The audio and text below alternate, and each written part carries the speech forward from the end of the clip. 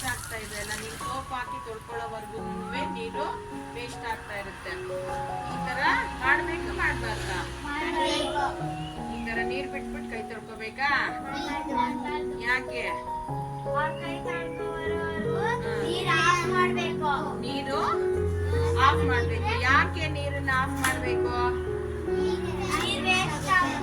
ಅಮೂಲ್ಯವಾದದ್ದು ಅಲ್ವಾ? ನೀರು ಅಮೂಲ್ಯವಾದದ್ದು. ಹಾಗಾಗಿ ನಾವು ನೀರನ್ನ ವ್ಯರ್ಥ ಮಾಡಬಾರ್ದು.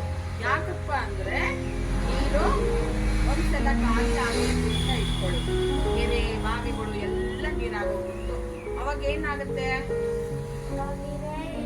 ನೀರೇ ಇರೋದಿಲ್ಲ. ನೀರಿಲ್ದ ಇದ್ರೆ ನಮ್ಗೆ ನೀರು ಅತ್ಯವಶ್ಯಕವಾಗಿರ್ತಲ್ಲ. ನೀರಿಲ್ಲ ಅಂದ್ರೆ ನಾವು ಬದುಕೋದಿಕ್ಕೆ ಆಗದೇ ಇಲ್ಲ. ನಮ್ಗೆ ಅತ್ಯವಶ್ಯಕವಾಗಿ ಏನೇನ್ ಬೇಕು? ಆಹಾರ ಬೇಕು, ಗಾಳಿ ಬೇಕು, ನೀರ್ ಬೇಕು. ನೀರ್ ಇಲ್ದಿರ ಇರುವಾಗ ನಮಗೆ ಈ ಕಡೆ ಬನ್ನಿ,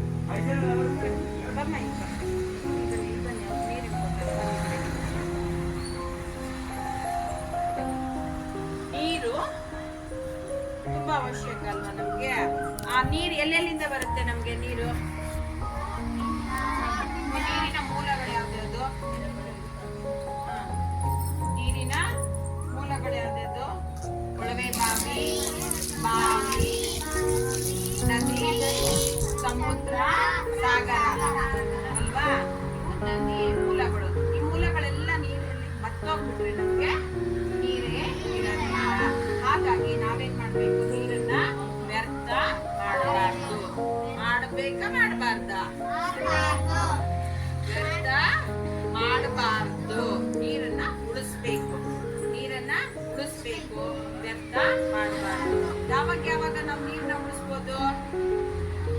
ಸ್ನಾನ ಮಾಡಕ್ ಹೋದಾಗ 3 ಬಕೆಟ್ 4 ಬಕೆಟ್ ಯೂಸ್ ಮಾಡೋ ಬದಲು 1 ಬಕೆಟ್ ಅಲ್ಲಿ ಸ್ನಾನ ಮಾಡ್ಕೋಬೇಕು. ಮತ್ತೆ ಹಲ್ಲು ಉಜ್ತಾ ಇರ್ತೀರಾ, ಮುಖ ತೊಳಿತಾ ಇರ್ತೀರಾ, ಅವಾಗ ನಲ್ಲಿಯನ್ನ ಆನ್ ಮಾಡ್ಕೊಂಡು ಮಾಡಬಾರ್ದು. ಆಯ್ತಾ? ನಲ್ಲಿ ಬಂದ್ ಮಾಡ್ಬೇಕು. ಆಮೇಲೆ ನಾವು ಬೇಕಾದಾಗ ಮಾತ್ರ ನಲ್ಲಿಯನ್ನ ಆನ್ ಮಾಡ್ಕೋಬೇಕು.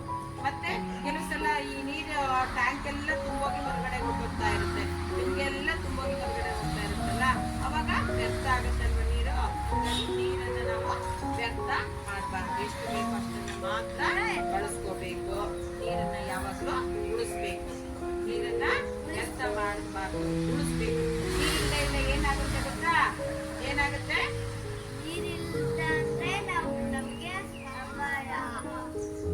ನೀರಿಲ್ದೆ ಇದ್ರೆ ಬದುಕಕ್ಕಾಗಲ್ಲ. ಅಂದ್ರೆ ಈಗ ನೀರಿನ ಮೂಲಗಳೆಲ್ಲ ಒಣಗೋಗ್ಬಿಡುತ್ತೆ.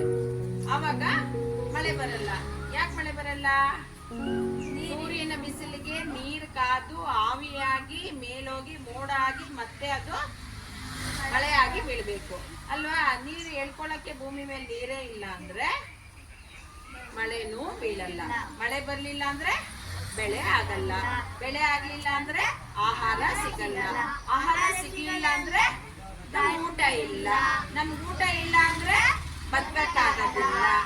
ಬದುಕಲಿಲ್ಲ ಅಂದ್ರೆ ಜನ ಜೀವನನೇ ಅಸ್ತವ್ಯಸ್ತ ಆಗೋಗ್ಬಿಡುತ್ತೆ. ಹಾಗಾಗಿ ನೀರು ನಮಗೆ ತುಂಬಾ ಮುಖ್ಯವಾದದ್ದು. ನೀರನ್ನ ಹಾಳು ಮಾಡಬಾರ್ದು. ನೀರು ಅಮೂಲ್ಯವಾದದ್ದು. ಹೇಳಿ, ನೀರು ಅಮೂಲ್ಯವಾದದ್ದು. ಹಾಗಾಗಿ ನೀರನ್ನ ಪೋಲು ಮಾಡಬಾರದು. ಆಯ್ತಾ? ನೀರಿನ ಪ್ರಾಮುಖ್ಯತೆ ಏನು ಅಂತ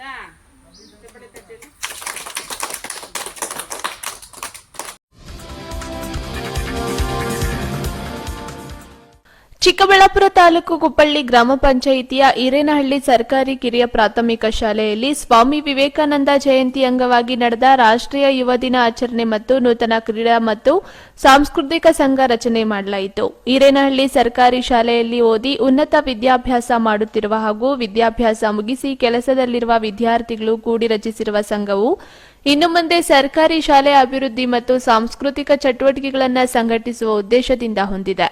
ಈ ವೇಳೆ ಅಂತಾರಾಷ್ಟ್ರೀಯ ಕ್ರೀಡಾಪಟು ಮಂಚನವಳ್ಳಿ ಶ್ರೀನಿವಾಸ್ ಮಾತನಾಡಿ, ಸ್ವಾಮಿ ವಿವೇಕಾನಂದರಂತೆ ಗ್ರಾಮೀಣ ಭಾಗದಲ್ಲಿರುವ ಯುವ ಚೇತನಗಳು ತಮ್ಮ ಸ್ವಂತ ಕೆಲಸಗಳ ಜತೆಗೆ ಸಾಮಾಜಿಕ ಹೊಣೆಗಾರಿಕೆಯನ್ನು ಹೊರಬೇಕಾಗಿರುವುದು ಯುವಕರ ಜವಾಬ್ದಾರಿಯಾಗಿದೆ.